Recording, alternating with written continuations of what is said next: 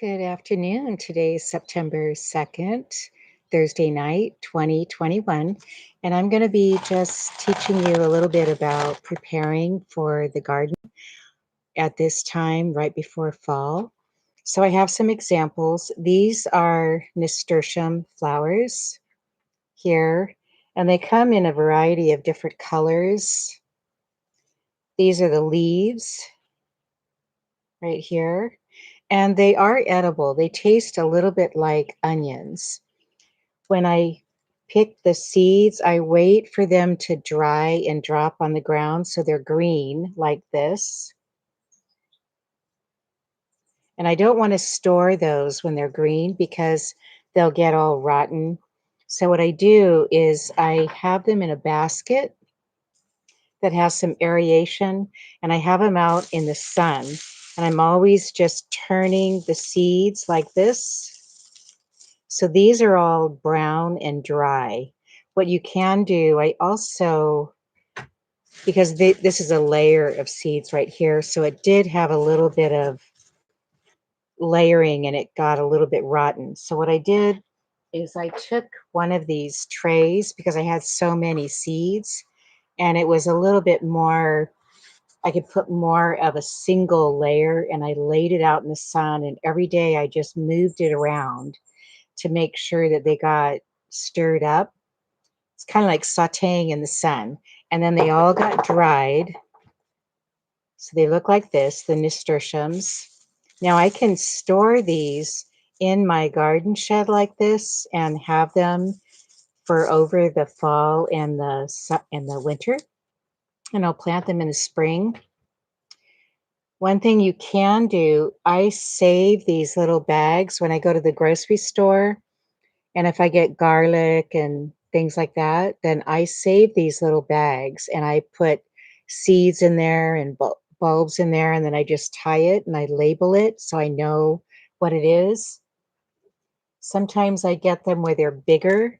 So I bought these. These were garlic bulbs or gladiola bulbs. They come in here and I store them in there. Another thing you could do is I get these little bags. They're they have a little tie like this, and I put seeds and bulbs in there as well. So I got these at Shipwreck Beads, and you can order that online. The warehouse is in Lacey, Washington. These are lavender flowers. What I do is I hang these upside down every fall and I let them dry, and I hang them where it has a lot of good airflow.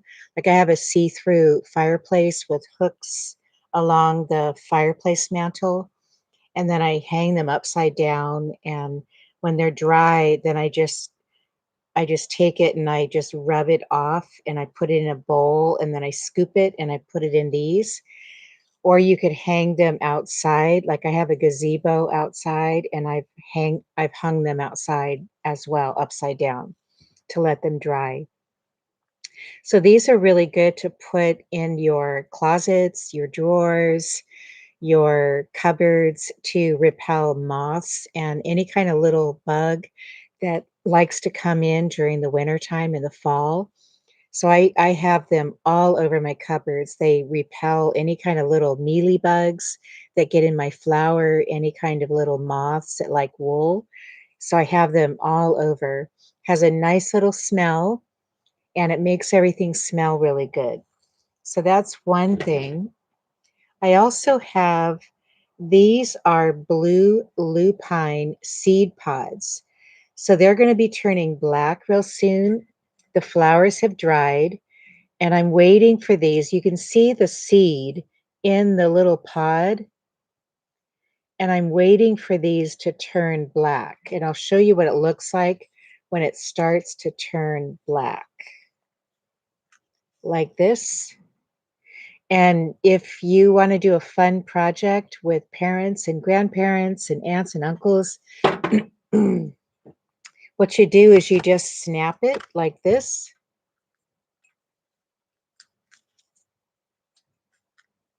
And then the pod opens up.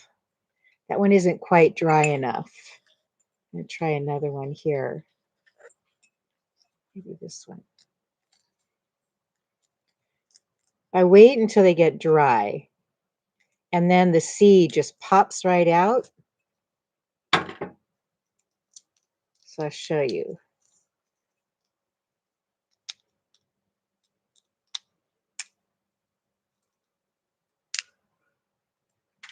And the seeds just pop right out.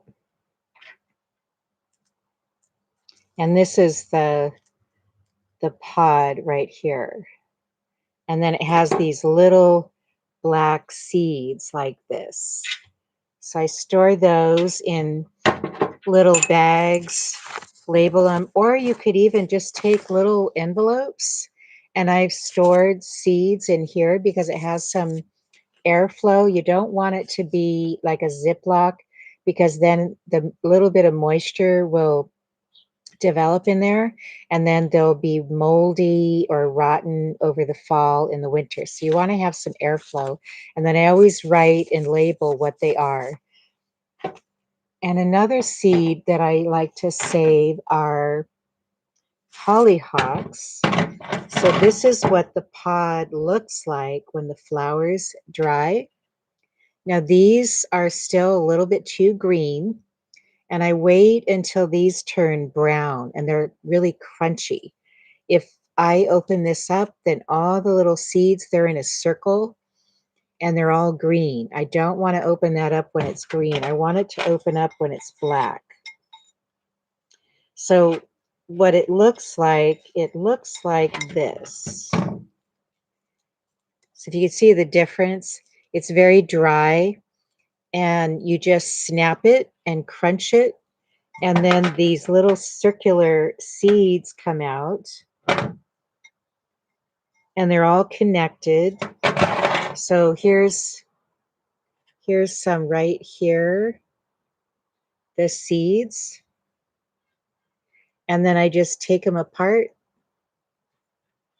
and I store those in a little bag like this or an envelope. So those are just some projects to do.